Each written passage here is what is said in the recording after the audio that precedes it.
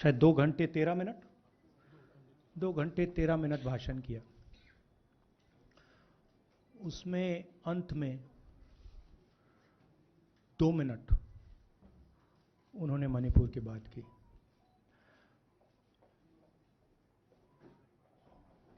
मणिपुर में महीनों से आग लगी हुई है, लोग मारे जा रहे हैं, बलात्कार हो रहा है, बच्चों को मारा जा रहा है। और अगर आपने देखा होगा कल, तो प्रधानमंत्री हंस हंस के बोल रहे थे, मुस्कुरा रहे थे, जोक्स क्रैक कर रहे थे, हंस रहे थे। ये उनको शोभा नहीं देता है। हिंदुस्तान का प्रधानमंत्री, अगर इस देश में हिंसा हो रही है, दर्द हो रहा है, हिंदुस्तान के प्रधानमंत्री को 2 घंटे मजाक नहीं उड़ाना चाहिए। विषय कांग्रेस नहीं था, विषय मैं नहीं था, विषय मणिपुर है। मणिपुर में क्या हो रहा है और उसको एकदम क्यों नहीं रोका जा रहा है, ये विषय है। मैं आपको अपना एक्सपीरियंस देता हूं, जो मैंने शायद अभी तक बोला नहीं, शायद पहले बोल देना था। मैं अब तकरीबन 19 साल से राजनीति में हूं और मैं हर स्टेट में गया हूं। बाढ़ आए, तूफान आए, सुनामी आई थी, हिंसा होती है, हम जाते हैं। 19 साल के एक्सपीरियंस में जो मैंने मणिपुर में देखा और सुना, वो मैंने कभी पहले नहीं सुना था। मैंने पार्लियामेंट में बोला कि प्रधानमंत्री जी ने, अमित शाह जी ने भारत माता की हत्या की है, मणिपुर में भारत को खत्म कर दिया है। मैंने ऐसे नहीं बोला था, ये खोखले शब्द नहीं है। मैं आपको समझाता हूं मैंने ये बात बोली क्यों। जब हम मणिपुर पहुंचे, हम लैंड किए, हमें मणिपुर में दौरा करना था। जब हम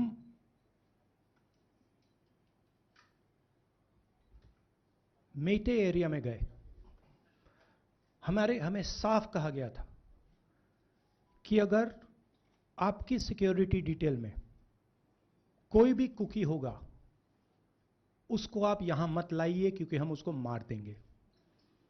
और जब हम कुकी के एरिया में गए, हमें कहा गया अगर कोई मेथे आपकी सिक्योरिटी डिटेल में होगा, उसको आप मत लाइए, उसको हम गोली मार देंगे।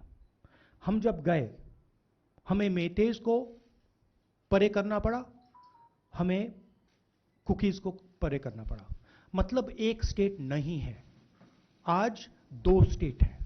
स्टेट की हत्या कर दी गई है और उसको चीर दिया गया है। इसलिए मैंने बोला हिंदुस्तान की हत्या मणिपुर में बीजेपी ने कर दी है। और जब मैंने कल प्रधानमंत्री को देखा हंसते हुए, मजाक उड़ाते हुए, मैं समझ नहीं पा रहा था कि हिंदुस्तान का प्रधानमंत्री इस प्रकार से कैसे बोल सकता है। प्रधानमंत्री को यह पता नहीं लग रहा है कि हमारे देश में क्या हो रहा है। छोड़िए, नहीं जाना चाहते हैं, उसके भी कारण हैं, शायद मैं बता नहीं सकता हूं आपको, उसके कारण हैं। मगर अगर जा नहीं सकते हैं तो मणिपुर के बारे में बोले तो। हिंदुस्तान की आर्मी, आप सब जानते हो, सेना को आप जानते हो, जो मणिपुर में हो रहा है, हिंदुस्तान की सेना उसको 2 दिन में रोक सकती है, 3 दिन नहीं लगेंगे। अगर हिंदुस्तान की आर्मी को कहा गया कि यह तमाशा बंद करो, 2 दिन में यह तमाशा ड्रामा बंद हो जाएगा। प्रधानमंत्री मणिपुर को जलाना चाहते हैं, आग बुझाना नहीं चाहते हैं। यह है सच्चाई। अब आप अपने सवाल पूछिए। Would you like me to say it in English? I watched the Prime Minister of India yesterday speaking for 2 hours, laughing, joking, लगावing naras in the parliament. The Prime Minister would say one line and the entire BJP would shout another nara. You know, the Prime Minister seems to have forgotten that the state of Manipur is on fire and has been on fire for 4 months. Women and children are dying over there. People are being murdered.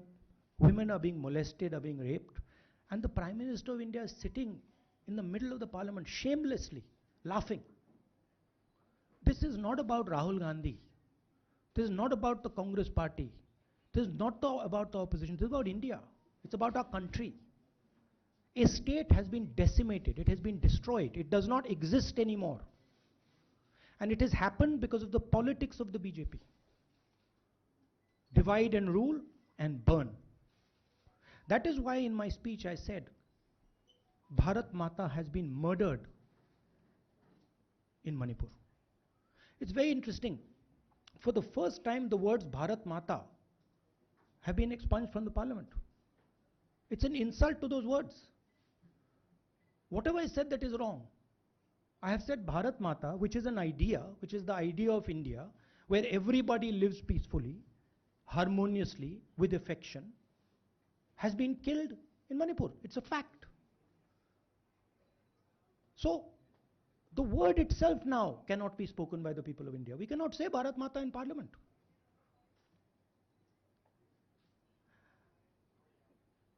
I want to tell you about my own personal experience of Manipur. I've spoken to you about, I spoke in parliament about the women I met, the pain I heard, but I want to tell you why I said India has been murdered in Manipur. And I said it because Manipur no longer exists as a state. A state requires control. A state requires authority. That is disappeared in Manipur. It does not exist. And I saw this with my own eyes. When we went to Manipur, when we went to the Meitei area, we were categorically told that please ensure, we want you to come, we love you, but please ensure that if there are any cookies in your security detail, they do not come into our area or we will shoot them. When I went into the cookie area, we were told the same thing. We love you, we want you to come. But please make sure, if there are any Meiteis in your security detail, we will shoot them. Do not bring them here. Before going to the Meitei area, we had to remove all cookies from our security detail. Before going to the cookie area, we had to remove all Meiteis from our security detail. When we went there, the security forces, central security forces, told us we have never seen anything like this.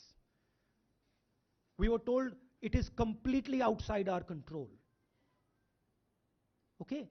That is why I said Manipur has been murdered by the BJP, and the idea of India has been murdered by the BJP in Manipur. I was not speaking metaphorically. I was speaking literally. Now, the Indian army, it will take the Indian army 2 days to put an end to the nonsense that is going on in Manipur. The Prime Minister refuses to stop the fire. He wants Manipur to burn. He allows Manipur to burn. Because if he did want it to stop, there are tools in the hands of the Indian government that can stop it immediately. I know. I have full faith in our army. I know. And every Indian citizen knows that if the Indian army is told, please put an end to this, it will stop immediately. There are reasons for the PM not being able to go to Manipur. I'm aware of those reasons. I don't want to say them publicly. But there are clear reasons as to why the Prime Minister is not going there. That is why we wanted the Prime Minister to speak in Parliament. That is why we wanted Manipur to be on the agenda in Parliament. And what did the Prime Minister do? He ridiculed the state. He ridiculed the women of the state. He laughed at the women of the state. That's the truth. Now please ask your questions. Sanjeev mike देना यार. Finally, I just want to say one thing again in English. See, the Prime Minister, when he becomes Prime Minister, he ceases to be a politician. He becomes the representative of the voice of this country. The politics should be put aside, and the Prime Minister should speak not as a petty politician, as the leader of a political party, but the Prime Minister should speak with the weight of the Indian people behind him. And it's tragic to watch Mr. Narendra Modi. It's sad, because the Prime Minister does not understand what he actually is. He is our representative. He's my representative. He's all our representative. And watching the Prime Minister spend 2 hours talking about the Congress, talking about the opposition, making ridiculous remarks about the name, this really does not do justice to an Indian Prime Minister. I've seen Prime Ministers from the Congress party, I've seen Prime Ministers from the BJP, I've seen Mr. Vajpayee, I've seen Mr. Dev Gowda. None of them have ever done this. There's a complete misunderstanding in the mind of Narendra Modi ji about what the Prime Minister of India is. Rahul ji, you wanted the Prime Minister to speak in Parliament, and now that he's spoken, and you've said that he wants Manipur to continue to burn. So what is the Congress Party's next step to retrieve Manipur and save it? The only conclusion I can draw, because the Prime Minister has tools in his hand that can stamp out the fire in Manipur certainly within 3 or 4 days. But for some reason he's refusing to use those tools. Right? The Prime Minister could at least go to Manipur, talk to the communities, and say, I'm your Prime Minister. Let's start talking. It will be taken seriously. So I don't see any intention. Rahul ji, कल ये भी प्रधानमंत्री ने अपने भाषण में कहा कि 2018 में ये लेके आए थे, 2023 में विश्वास प्रस्ताव लेके आए और 2023 में भी लाएंगे. तो एक तरीके से उन्होंने साफ तौर पर ये कह दिया कि मैं तो हमारी सरकार अगली बार भी बन रही है. एक पॉलिटिकल बात भी उन्होंने कही. तो आप उनके पूरे भाषण को आप ये कह रहे हैं कि पॉलिटिकल भाषण ज़्यादा था, मणिपुर पे बात बहुत कम थी. तो इसको कैसे देखते हैं? नहीं, भाषण हिंदुस्तान के बारे में नहीं था, भाषण नरेंद्र मोदी जी के बारे में था. वो अपनी राय, अपनी राजनीति, अपने एम्बिशंस वो आपको दे रहे थे. सवाल ये नहीं है कि नरेंद्र मोदी जी 24 में प्रधानमंत्री बनेंगे या नहीं. सवाल ये है कि मणिपुर जल रहा है, महिलाओं का बलात्कार हो रहा है, लोग मारे जा रहे हैं. सवाल ये है, अगर ये प्रधानमंत्री कहना चाहते हैं तो ये पब्लिक मीटिंग में कहें. मजाक बनाना चाहते हैं तो जब मणिपुर नहीं चल रहा है तो करें. बट प्रधानमंत्री को यह समझ आनी चाहिए, बात समझ आनी चाहिए कि पार्लियामेंट में जो चर्चा हो रही थी वो उनके बारे में नहीं थी, वो मणिपुर के बारे में थी. सर नमस्कार. कल प्रधानमंत्री ने बार बार कांग्रेस का नाम लिया और ये आरोप लगाया कि नॉर्थ ईस्ट और मणिपुर की सारी समस्याओं के लिए कांग्रेस जिम्मेदार है. आप क्या जवाब देंगे? नहीं, अभी मैंने बोला ना, वही तो जवाब है. मुझे प्रधानमंत्री को जवाब देने की जरूरत नहीं है. मैं सिर्फ ये कह रहा हूं कि एक स्टेट की हत्या की गई है, भारत माता की हत्या कर दी गई है मणिपुर में. भारत माता की हत्या मणिपुर में कर दी गई और प्रधानमंत्री लोकसभा में मजाक उड़ा रहे हैं, हंस रहे हैं, नारे लगवा रहे हैं. क्या जवाब देने की जरूरत है? राहुल के लास्ट मेरा सवाल ये एक मिनट मोहित, ऑर्डर से please. Mr. Gandhi, you waxed eloquent.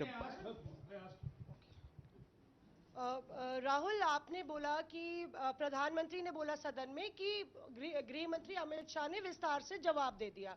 Amit Shah साहब ये कहते हैं कि मणिपुर के सीएम को हटाने की जरूरत इसलिए नहीं है क्योंकि उन्होंने हमारी पूरी बात सुनी और वो कभी भी कोई हमने डीजीपी चेंज किया, डीजीपी चेंज कर दिया, उन्होंने जो भी प्रशासनिक व्यवस्था हम चेंज करना चाहते थे, इसलिए मणिपुर सीएम को हटाने मणिपुर की सीएम, जब मैं मणिपुर गया, मणिपुर सीएम ने जो मणिपुर में हजारों वेपन्स जो लूटे गए, वो मणिपुर सीएम के नीचे ही हुआ। तो क्या अमित शाह चाहते थे कि ये हजारों वेपन्स लूटे जाएं?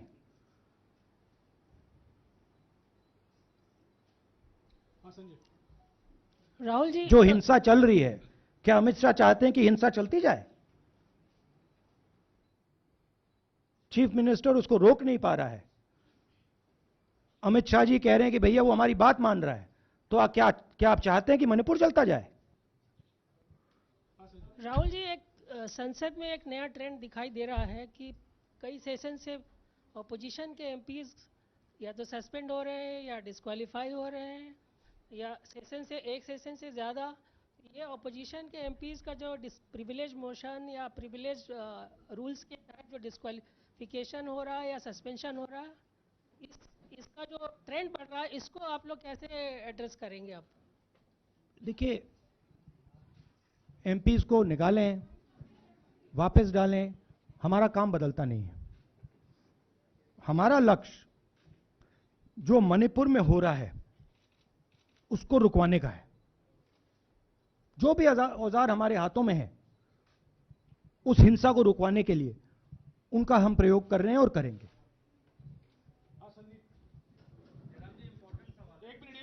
Yeah, Mr. Gandhi, you talked about using the army, deploying the army to control violence. You spoke that in Parliament. You've repeated here. But the BJP has criticized you and even previous Congress governments, saying that we want to solve the issue through dialogue.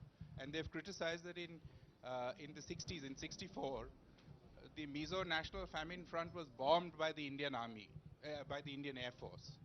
So they said that, you know, they do not believe I have never heard in my entire career, I have never been told anywhere I have been in India that if you take this person as a security officer with you, we will put a bullet in his head.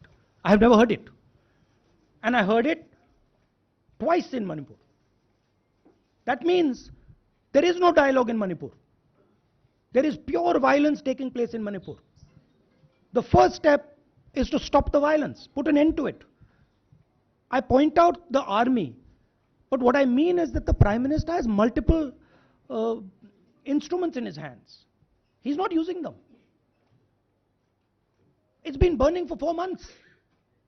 He's doing nothing and he's laughing. I'm amazed people can't see this. That he's sitting in Parliament and laughing. Jairam ji, Last question. Jairam जी, मोहित दुबे हूँ news nation से। आपने 37 minute का भाषण। जयराम जी, राहुल जी नहीं मतलब आप मुझसे जयराम कर रहे हैं या उनसे? राहुल जी, आपने जय सिया राम। राहुल जी, आपने 37 मिनट का भाषण लोकसभा के भीतर दिया और 37 मिनट में सिर्फ आपको करीब 14 मिनट ही दिखाया गया, बाकी आपके चेहरे पे कैमरा नहीं था और आप मणिपुर गए, मैक्सिमम टाइम आपने मणिपुर के ऊपर बोला। इस परंपरा को आप किस तरीके से देखते हैं? पता नहीं, शायद कॉन्ट्रडिक्शन है। शायद पीएम मेरा चेहरा टीवी पे नहीं देखना चाहते, मगर फिर पीएम मेरी वीडियो के बारे में बात करते हैं, तो पता नहीं क्या है, बट मुझे लगता है शायद उनको मेरा चेहरा टीवी पे देखना अच्छा नहीं लगता। कोई प्रॉब्लम नहीं है। जो मैंने बोलना था, देखिए मुझे अपना काम करना है। मैं जानता हूं कि मीडिया पे कंट्रोल है, लोकसभा राज्यसभा टीवी पर कंट्रोल है, वो उसके बारे में मैं कुछ ज़्यादा नहीं कर सकता हूं, मगर मुझे अपना काम करना है, मैं अपने काम को करता हूं। जहां भी भारत माता पर आक्रमण होगा वहां मैं आपको खड़ा मिलूंगा, भारत माता की रक्षा करते हुए मिलूंगा।